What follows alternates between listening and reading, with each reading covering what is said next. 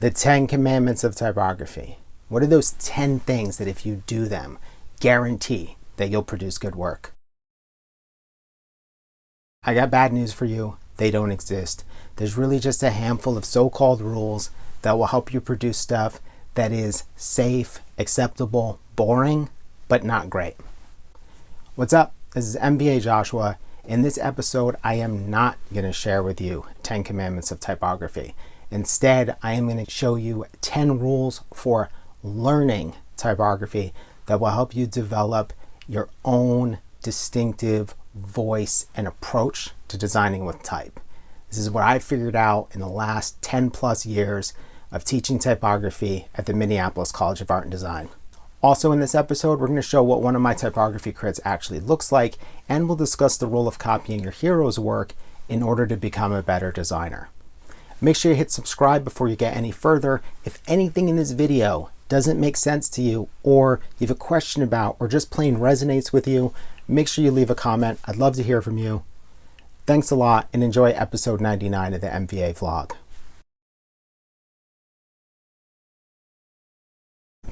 So, 10 commandments of Type Studio.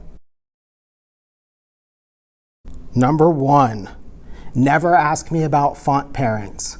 How to know if two fonts go together is you try and put them together and you like them or you don't like them. There's all of this whole body of knowledge about stuff that doesn't matter, that undermines your ability to make your own decisions. And I want you to ignore that. This is strangely a question that comes up so often because a lot of books make you think it matters, but it really doesn't. It's up there with, can I use more than 2 fonts on a page? Yes, you can use more than 2 fonts on a page, and they can even look kind of similar. There is very few things where if you fail as a typographer that there are any consequences. They basically come down to ballots, highway signage, and I'm sure there's something else where if you can't read it, you'll die. But in general, the whole idea that the typography is this super sophisticated, unbelievably life-changing event is nonsense. And by thinking that it is, we undermine really basic decisions. You can use as many goddamn fonts as you want. Number 2, never start a sentence with, I was thinking about trying. People go you're talking about stuff and they show you something, they go oh, well, I was thinking about trying X. Just try it. There's no downside, there's no consequences, there's no danger. Learn to have confidence in, if you have an impulse and it's not gonna take 17 hours, go for it. And 17 hours being relative. Sometimes that impulse is gonna take 2 hours to explore and you don't have 2 hours, then don't do that. But in general, shut off the part of you that is subconsciously looking for some form of validation or leadership and just go for it. Every time you have that idea of oh, I'm thinking about doing this, just do it. If you don't have the time for it, then just be dude, you don't have the time for that, and then put it to the side. The way that you want to approach things is maybe you do have a big list of stuff you're thinking about, and you just go do I have time for that? Nope. And you just kill it, end of story. You don't worry that might have been the great one or whatever. You just be that's an idea. I can have 20 more if I need to. 3, now is not the time to learn. Hand lettering, Swiss typography, or anything that can be named. So this is a big waster of time is we're doing a poster and somebody goes oh, well, I really wanted to explore hand lettering. And you're okay, do you already do 5 hours of hand lettering a week or even 2? And no, I want to learn how. This is not the place to do it because all the time spent utilizing the skills you do have to get to an unexpected place, instead go down this drain of you figuring out how to develop a new skill. You should absolutely develop new skills, but you should do it in a framework that then those new skills slot into projects and make those projects better than ever, as opposed to those projects becoming mediocre because you had to learn how to draw. Don't put that on this class. Like if you want to learn how to do hand-drawn lettering, by all means, go for it. Set up a way to where you can do that in your life really easily, but don't put the pressure of compromising the project and how great it could be on essentially a kind of ego thing. That sounds worse than it is, but what ends up happening is you compromise the project, and portfolio projects are not the projects to be compromised. Compromise some bullshit that doesn't matter. Don't compromise something we're gonna spend 10 to 12 weeks on. 4, track, don't kern. You should only kern something in a piece if it is egregious. Like if you only have 3 letters on a poster and it's like S, A, and V, and you set them and the space between the A and the V is so bad and so obvious that other people are gonna point it out, by all means, kern that one thing. But what you don't wanna get into is constantly adjusting the space between things. Focus on big picture stuff because you fix the details later. This is kind of similar to our MVP idea last semester, which is like you want to get the big picture out of the way, and then if you're going to make that thing for real, then you tighten it up, then you make it as great as it can possibly be. And that's one of the reasons I'm saying, like, don't worry about type sizes, for example. Get everything split up into boxes so that you can just yank stuff and make it big or make it small. You know, like if you've ever read the Robert Bringhurst book, I can't remember what it's called now, but there's all this insane nonsense about the size relationships. Like if you've read that book, get that book out of your head until week 13. Because like you do not need to worry about whether there are relationships that are divisible by 4 in your headline to your whatever subhead to your body copy. It just needs to be, is that thing sufficiently big? Is that sufficiently big? Is that sufficiently small? Gestural. 5, assume that you suck. If you assume that you suck, you never have to worry about, is this good enough?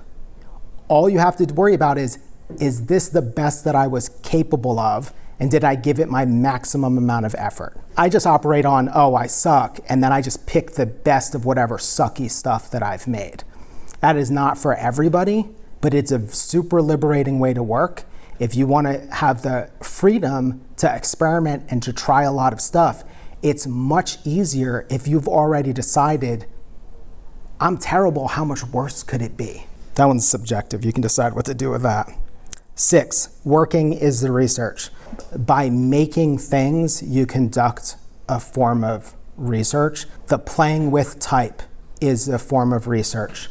The playing with how to show hierarchy through texture is a form of research that feeds into stuff later.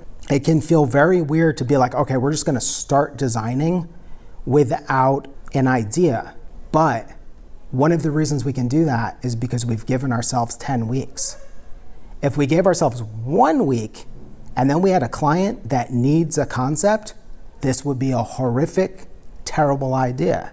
But we have lots of time. We have time for us to formulate opinions. You know, we had Dan Ibarra here last semester, right? And he was talking about his kind of circuitous process, making stuff and then coming back to it and being like, what do I think about this and how do I feel about this? That's a process that does not happen overnight. That's a process that needs time to unfold. So you just work and you try stuff with the idea of later I'll figure out what this stuff is all about. 7, if it's not fun, you're doing it wrong. 100%. If you're not staying up too late to do this, something is off. If the work isn't fun, ask yourself, what are you doing to not make it fun? Because you can be serious and do something that's joyful and gratifying at the same time. That's the measure that this should be at. It should feel like play and it should feel fun, but we should be giving it whatever we have. If it's frustrating, if you are procrastinating, think about what is it you think about this and why have you done that? For example, have you not let go of the need to have a concept? This is gonna be super difficult if you need to work in a way that's exploratory, but the whole time you're haven't accepted that you need to let go of the need for a formal, explainable concept. And I've talked about this before, but procrastination is this beautiful one. If you're procrastinating, something in your head is telling you, this sucks, don't do it. And then you got to figure out, okay, why would I think it sucks? Because obviously I do, because if I didn't, I'd be working on it. 8, exploit every crit. A huge part of expanding your skills as a designer is the ability to understand what is happening with something, so that when you're looking at stuff, it's not about you helping your classmates. It is, but it isn't. It's really about you articulating what you think works and why, and what you think doesn't work and why, and owning up to the fact that everybody might not agree with you, but forcing yourself to talk is going to force you to formulate a theory or an opinion, and it may be disagreed with, it may be wrong, I don't know, or it might be genius. But if you put the pressure on yourself, I'm going to have something to say about every single person's work, then you are forced to analyze stuff. The person who benefits the most from the critiques is me, because I have to come up with something to say about every single piece. And if I think there's a problem, I have to figure out some kind of diagnosis. Like, you're not doing enough, or you're hung up on this, or I have to ask 10 million questions. But I end up benefiting because year after year, I have to sort of force myself to develop a whole new body of knowledge around the stuff I'm looking at. 9, expand what is acceptable. I have put drop shadows on so many things where people have been like, is that a drop shadow? One, if you have to ask me, I can't tell if it's a problem. And then you go, yeah, and they're like, oh, couldn't you like just burn that in Photoshop? So the problem they have is not what it looks like. The problem they have is that I put a drop shadow on something. That is absolutely asinine, and that's one of the things we get caught up in, of good taste, what's acceptable, what the rules are, so on and so forth. And that cuts us off from trying things. Again, it kind of like, it undermines what we're capable of, and it forces us into a box. The other thing is, it then creates these asinine situations where we have to unlearn the rules and make bad work on purpose. Making bad work on purpose is kind of just as bad as making the most safe work on purpose. Both of them are highly reactionary and kind of inauthentic. Now, I'm not necessarily saying you should try everything on, never mind. I actually do think you should try everything under the sun, at least to be like, oh shit, drop shadows are cool, you know? Or like, if I do a drop shadow and I do this and this, I discover stuff. If you are operating with this massive set of rules, you're blocking yourself from exploring, because this inner little demon is constantly being like, oh, well, you can't use hobo. Just like, hobo's sick, so fuck you, little demon. And then you're not free. And the thing is, like, again, the work that we're doing, there's not a consequence to it. I guess there's a consequence of somebody else being judgmental because we used hobo with accidents, but there's no real consequences. Like, give yourself permission to try lots of stuff and start noticing stuff around you that breaks rules. Because I think that's like a huge part of the design profession as a whole, is that whoever it elevates at any given moment is the person who is breaking the rules in the most compelling way possible. Sometimes they're doing that on purpose. Sometimes they're doing that out of complete naivety. Sometimes they did it at a time where there weren't rules. Like, any American working before 1950 could do whatever the fuck they pleased as a graphic designer, because like, the art schools were still basically night classes taught by painters. There wasn't rules to break, so therefore they could break rules without having to think about that. So give yourself permission. Whatever you feel like trying is totally acceptable, and that the end result is, does this work? Doesn't this work? Do I like it? Do I hate it? Is it hot? Is it shit? Whatever. And then the last one, avoid the algorithm. Pinterest is great, first off, amazing. But no matter how cool the thing that you're looking at, you have essentially this thing telling you this is crowd approved, It doesn't matter whether it's like the most safe, boring thing or stuff that is like considered cool for the moment. All of it is telling you everyone agrees on this. If you're trying to expand what is acceptable, this helps. But the thing I would really recommend is try to get it to where you're looking at weird, random, unexpected shit. That's actually really difficult to do on the internet. It's not impossible by any means. But if you start at Pinterest, you can get to stuff that's different than what you look at, which is great, but it's the stuff that everybody else agreed was great. What I would recommend is used record bins, because they're not curated. This James Blake record is not in the front of this because it's amazing. It's in the front because it's alphabetical.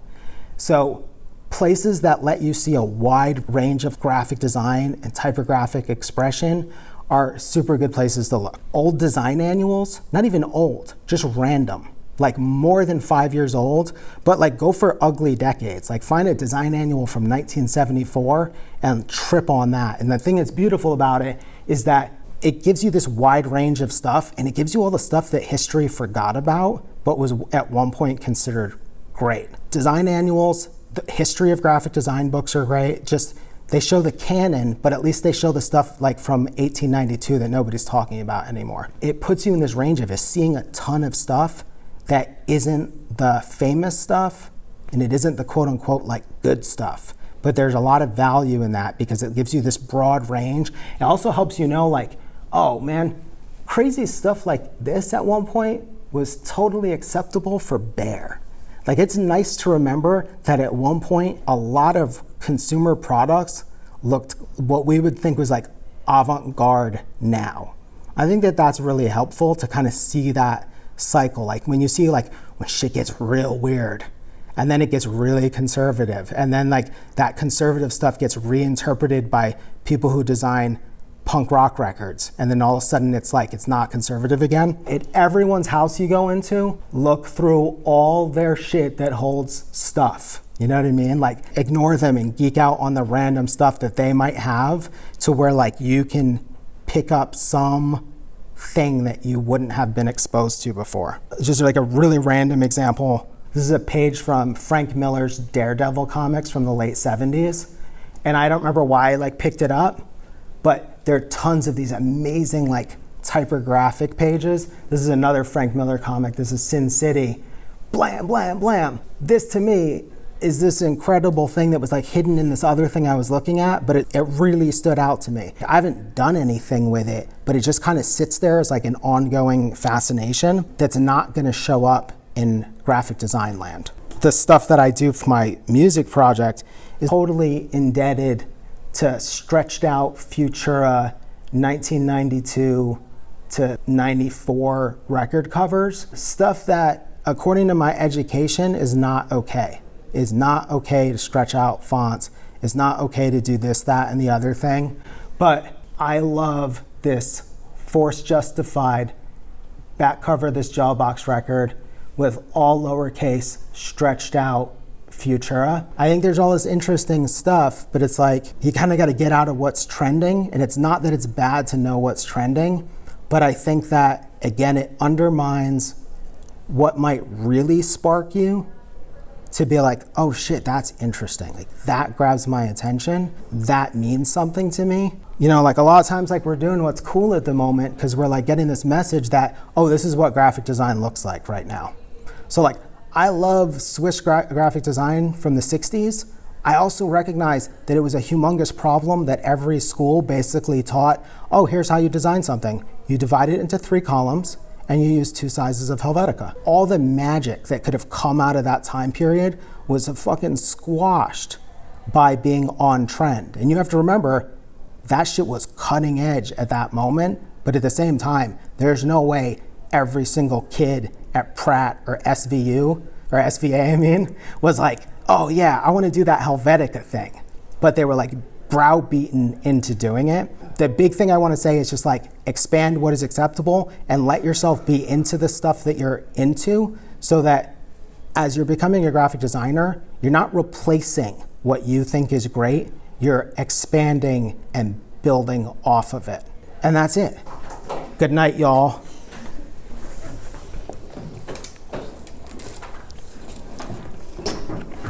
Since we've gone on coronavirus lockdown, I guess as a way of trying to be helpful, I've been doing an Instagram live every day from 4 to 5 p.m. Central Standard Time. In this segment, I was asked about the role of copying your hero's work in order to be a better designer. Probably as expected, I have a kind of conflicted answer. Copying your favorite designer's work in order to learn from, and inform your personal style. I'm of two minds with this particular issue. On the one hand, when I teach typography classes, one of the shorter in-class projects that we often do is a pastiche. And we'll work through various historical styles: Renaissance typography, Swiss typography, 20th century avant-garde typography, Victorian wood type posters, and usually just four actually, because they're like kind of four big chunks.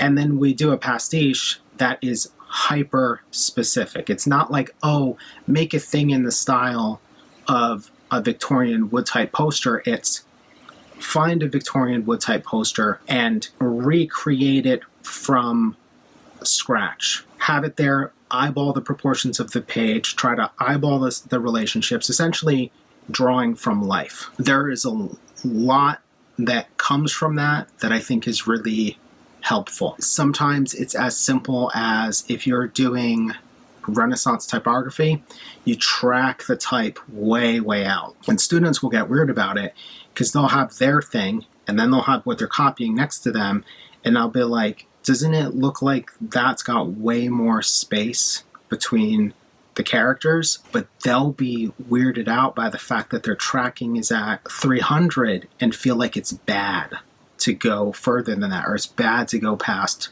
400 or whatever. So one of the things they figure out is that the software is making decisions for them and it's guiding certain decisions. Doing that kind of exercise is really helpful for changing your touch. If you are sitting there and you're very specifically trying to typeset a Joseph Mueller-Brockman poster, and you start to really notice the way that stuff is tracked or whatever, you can have a greater appreciation for that, and it might force you to do things that are out of your own comfort zone. So on the one hand, I sort of think it's great. Where it potentially worries me, worries is in quotes because the grand scheme of things, it doesn't matter, is when you get into the territory of copying stuff that exists now and sort of missing the things that are shaping that thing, or missing the approach. So, like, I'm an old man. When the David Carson stuff was popping off in the late 90s, it wasn't immediately clear, like, what's the lessons to take from David Carson? You end up with this idea that the lesson to pull from David Carson is to be zany or to be intuitive. But maybe the lesson to take should have been the importance of play and the importance of doing a million versions and not necessarily worrying about the final product. I think the wrong lesson I personally took from a lot of designers at different times was the stylistic stuff, and that you'd be like, oh my God, I want to do that thing. To me, there's something fraudulent about it. What I want to see is people identify the things that are really meaningful to them and then dive into that stuff, or to play and experiment more and organically figure out what kind of bubbles up to the top.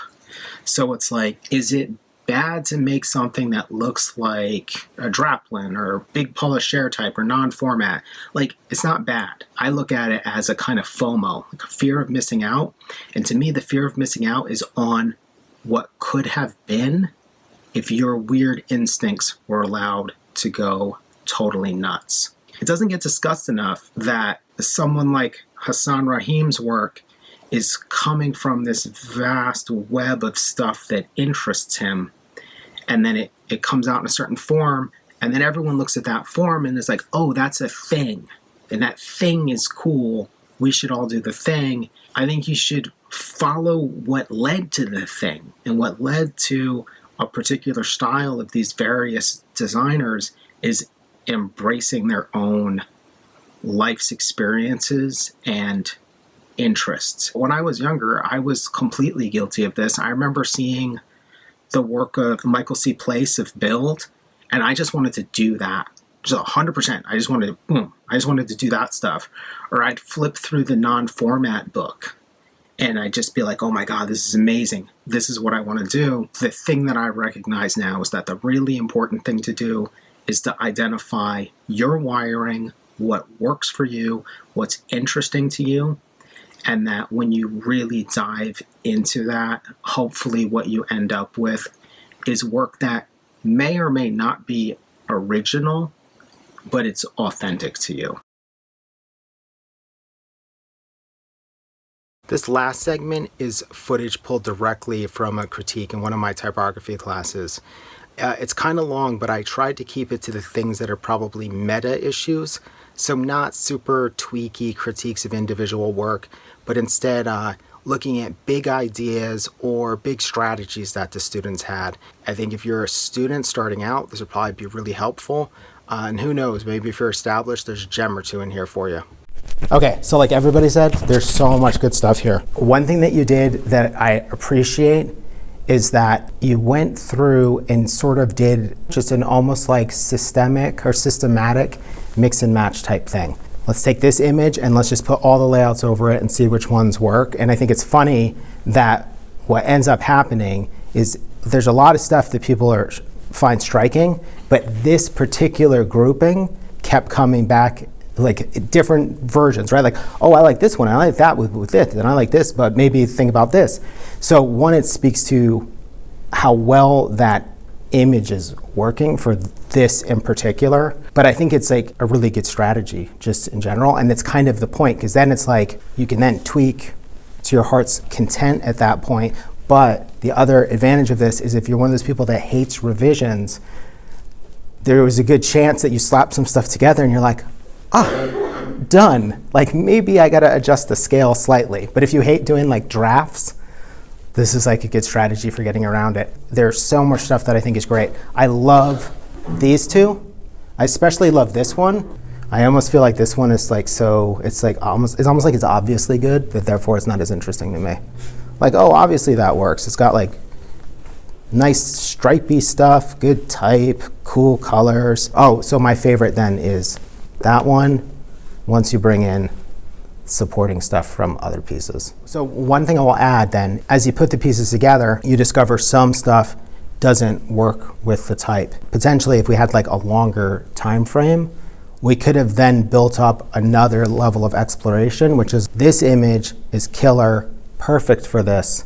Let's build stuff up around it. But it speaks to a couple things, and everyone did this anyway, but a range of exploration was a really good idea, because yes, that's a super compelling picture, but it's not quite conceptual enough to sit in the spot, and it's not quite abstract enough to let the type or the message do what it needs to do. Whereas like this set is ambiguous, chaotic, structured.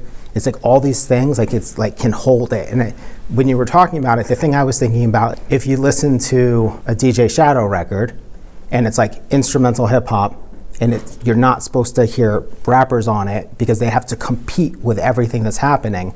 But if you listen to a DJ Shadow beat for a rapper and you remove the rapper, it's really fucking boring. The space needs to be filled in by other stuff. And so I think that range is important, because some things work amazingly well and then you put other stuff with it and it just doesn't play nice. It only did what it needed to do when it was a really cool picture. But then once it became part of a larger whole, it was like, oh no, this is one of the ones that doesn't get a rapper, you know? Because all my metaphors have to be weird and related to rap music. I agree with pretty much everything that everyone has said. It's funny because I'm on the split about the giant L. I think that when I look at this, I kind of want Grilled Cheese Festival to all be doing that and to be like a more kind of explosive gesture. I almost want it to be like the first thing you see is this all over kind of giant typography, then the image, and then like however this stuff lives. And I agree that the photo in that one is too pale. Like it looks like beer. I thought it was a liquid. I had to go, no, it's cheese, and it says cheese, so everyone will know it's cheese. But I think that really means that like the color should get more into this territory. I mean, this is like beautiful, right? This one is super interesting. I do like that you can see the white through this. I like the texture because it's like weird and oddly toasty, but like not really. This stuff, I feel like you have a lot more leeway with, but then like this, I really do think has to kind of come more to the fore and be darker or whatever, or use a tasteful drop shadow, as we say. Yeah, I can't stop looking at this one, even though like I don't think it's my favorite, but I like can't stop looking at it, which kind of leads me to believe that it probably doesn't matter if it's my favorite, because it is my favorite. This one, the thing I like about it is that it's like cinematic. There's like this scale to it that's really interesting. I'm not sure how I feel about this space down here, because I feel like I'm supposed to write something. I'm supposed to be like, September 28th, it's 6 p.m., you know what I mean? Well, actually, I have the same reaction to both of these. I find both of these oddly compelling, knowing that this one is a sea of white space with tiny ass type. I think there's something really interesting about it. And this one, like the idea that it looks like it could be a record cover is kind of right on. And the thing is like, what little is there is perfect in terms of that photo. And I know these are like not your top ones, but I think this thing is kind of incredible. It looks like it crawled out of the 60s in like a good way. It's like just so odd because it's this weird Swiss abstraction. If we were designing this in the 60s, this is how we would have to do it. We'd be like, well, we can't actually show cheese.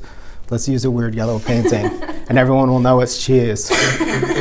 And then we'd be like, well, maybe we can't put holes in it because that's too decorative, but maybe we can. Maybe we can put like 4 holes and then it will be okay. But I find this one just like, I think the image is great, but there's just this weird payoff in the like comical but still Helvetica sea of white space. It just feels like this odd artifact. Why did I grab a piece of paper? There was one thing I was thinking about, which was like with this one, that what if you did something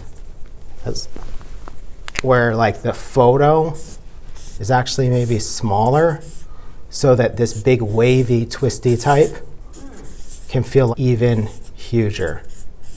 Because it's like, I want it to feel even bigger. And I think the only way you can do that is by making the other huge thing feel a bit smaller.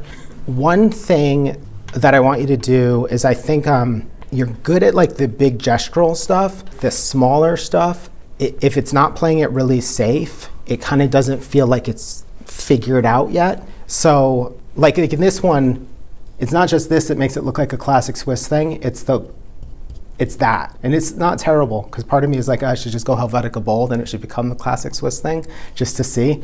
But like with this one, this just doesn't feel right. A good exercise might just be, go look at a ton of stuff where you're like looking at posters, but you're not looking at the big thing. You're looking at like how the sub information is handled, and maybe just pull together a dozen or so strategies and just kind of play with that level of information for a bit. I don't remember who used to say it. I used to have like some teacher that would talk about making the information sparkle. And they just kind of meant like the level of detail that could happen in it, to where like it wasn't super important, but when you looked at it, it kind of did something. And I think especially like your hierarchies are like either image, type, everything else, or it's like this type, then the image, then everything else, but they're miles away from each other. What ends up happening is the ultra safe ones kind of work the best, but at the same time, just the fact that I call them safe makes me not want to see them, at least in the context of what we're doing. I find this one to be the odd one that's like sort of exciting, but probably doesn't work, but I kind of love it anyway. I think all the ones that you printed big are the ones that should be printed big, like they're the ones that work the best. Though I feel like this one with less happening has legs as an idea. Like, cause I see the table and I was like, well, what could you get rid of? And part of me is like, what if it was just like a fork and a ribbon and then it was done? Biggest thing that I think I see overall is it just feels like everything got filled up. Then I think the biggest thing is that these get really dense. To me, what ends up standing out as being visually strongest it ends up being this, and it's not because it's the best. I just feel like this is the one that's giving me like the most amount of room to breathe. So I think Sam said like, oh, well, could you get rid of this stuff down here? I'm kind of inclined to agree with that, especially if you get rid of that logo, and now there's space in there. I'd get rid of 2020. I'd maybe try alts on these where you trim down that line and that line into one succinct thing, just to see if we can get rid of even more, but be clear. They're clear, but they're too safe, I think, or they're too conventional. I don't think that means you have to get crazy. If you took this thing, moved it over, and then kind of replayed with how the images were in there, you'd end up with something that was both crystal clear, but also a little bit more dynamic. With this one, and I do really like this, but the full bleed immersive photo makes it hard to work with. But I think the photo is beautiful.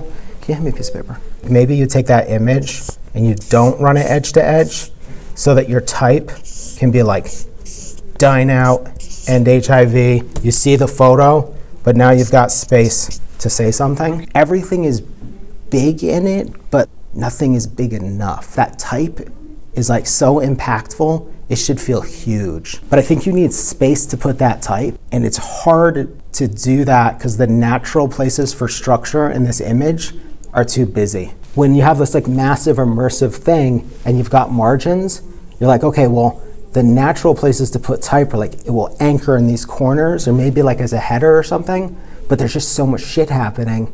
And then the gross compromise is you just draw a box, right? And then you put the type in it. And for some reason that sucks. I don't know why it sucks. I just feel like if you can't find a natural place to put the type, like you just do something different. I think that you're gonna have to do like the zaniest shit on the planet to break out of like, cause for you that's like unconventional, and to me that's like, oh, that one's like safe and political looking.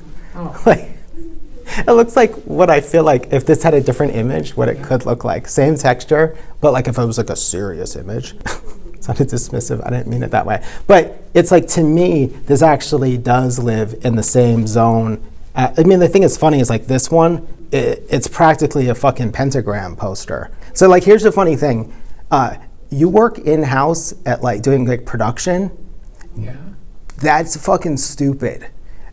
Because of the fact that your instincts are like, in general, really good. Like they've been honed through all these years of practice and they're being wasted, no offense. Like this literally could be like Michael Beirut shit, you know what I mean? And not like you're knocking off Michael Beirut, but like you might be cut from the same cloth. So I think it's funny because like when you get zany, like no one notices it because it's not zany, it just looks like more solid stuff. It just looked like the tone of voice had changed. So I don't know what to do with that.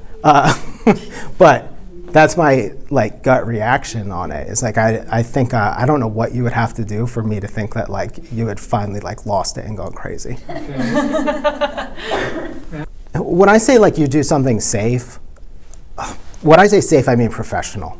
Oh. It's a weird way. Like safe is a shitty way that I describe it, but I just mean like, oh, this is fully acceptable professional work.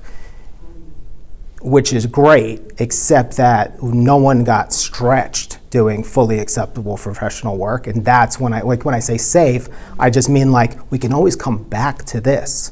So let's go over yonder where we don't know what's happening yet. And if we have to come, and that's kind of why like, I'm not critiquing any of this based on the idea of it being safe, but more about like, that layout's a little bit too conventional, but I think if you shift it over and you move some stuff around a little bit, it does the same thing, but now it's dynamic, which is like, you know, the strength of a good poster.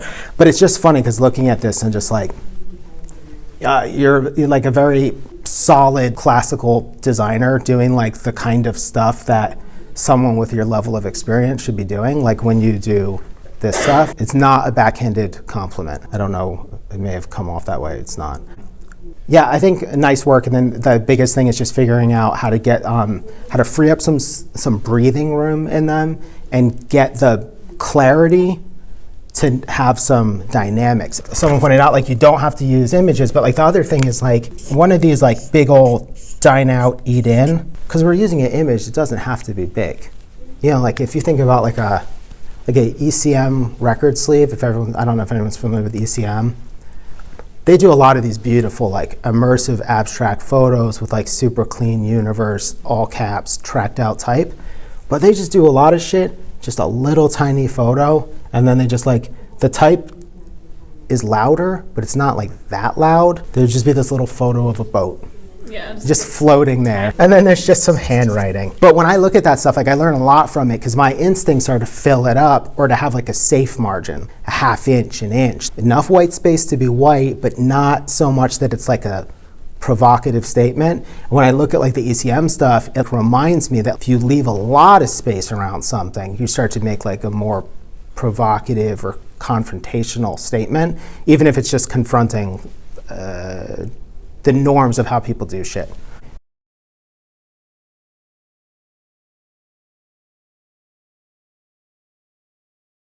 I think like the really big thing is I just want to make sure that when I show that client the work, that I've covered enough ground to where I'm like, this is the best that I could have done. Like, this is the best work that I'm capable of.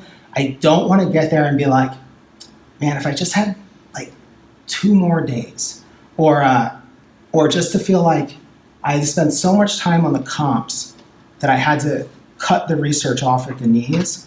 I want to go into those client presentations and just be like, here's 10 ideas, and if you don't like them, I can come up with 10 more in 2 days, no problem. And that has nothing to do with like my intelligence level, it has to do with the steps between kickoff and sketching. So we're going to get into that now.